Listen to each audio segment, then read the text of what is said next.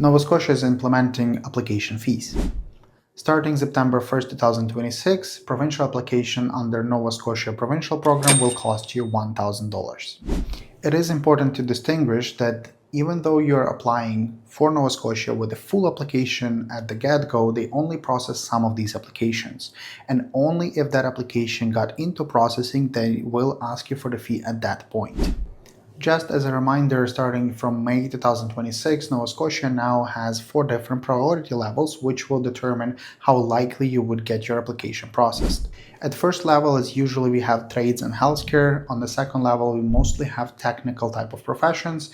At the third level, we have anyone who's working in the high tier occupations from 0 to 2, and everyone else would go into the least priority. Considering these priorities, any application which will have any likelihood to be processed would be in the tier 3 or higher occupation, and in most cases will require 1 year of experience, which often enough is already accumulated in Nova Scotia.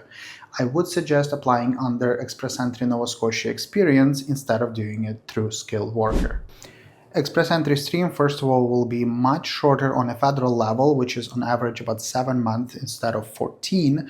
The secondly will actually not lock you in specific position or specific occupation because it does not require you to maintain the continuous employment, and you're more flexible in what you can do after your application has been processed.